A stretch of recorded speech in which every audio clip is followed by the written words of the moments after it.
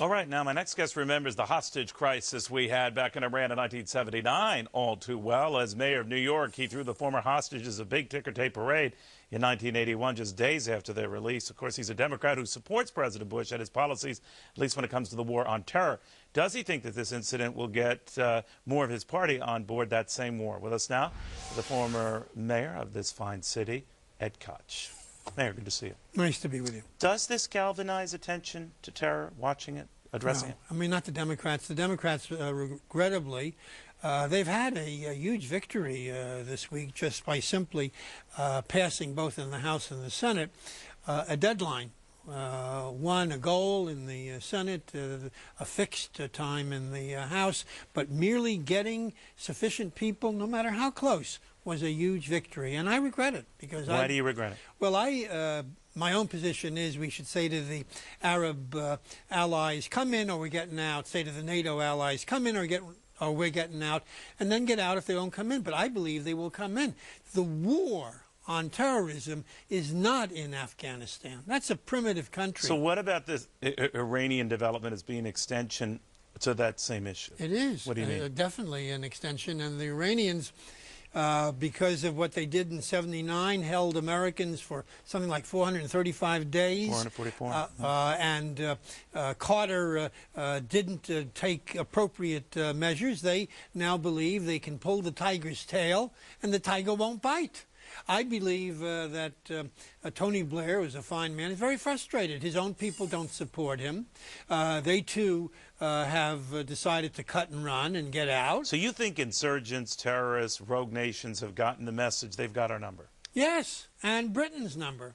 And I remember Margaret Thatcher. When the Argentinians invaded the Falklands, she sent the Navy down there and kicked their butt. That's right.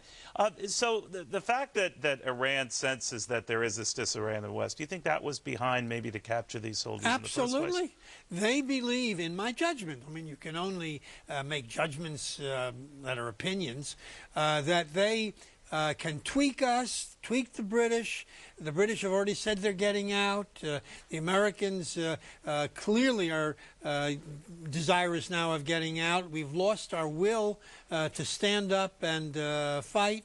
And I believe that Islamic terrorists are moving into the upper hand position. They have why us and how on can you the support someone like Hillary Clinton, Yeah. who has kind of mixed messages on her original vote? There isn't any good candidate. But you're supporting her, and she's diametrically opposed to a lot of the positions you just outlined. I have never had a perfect candidate, and she's as good as they come. I don't agree with her. So of all the Democrats now running, she's as good as they come for you? In my judgment, she's the best of all right, but there are a number of Republicans who share your view. You've all but said you like Bush on this one issue. I supported Bush on one issue. I said I didn't agree with him on a single domestic issue. Now those domestic issues are achievable, I should say, because the Democrats have both houses.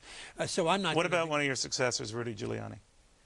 Well, firstly, I don't believe anything he says, and if you read the Times today, you come to the same conclusion. Secondly, he is now saying things simply to get the nomination, running away from positions on... It's pretty tough on terror.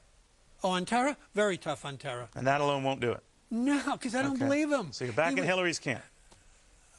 Well, with respect to Hillary, I am for her. I believe she's the best of the lot. I mean, listen, I like to tell the truth.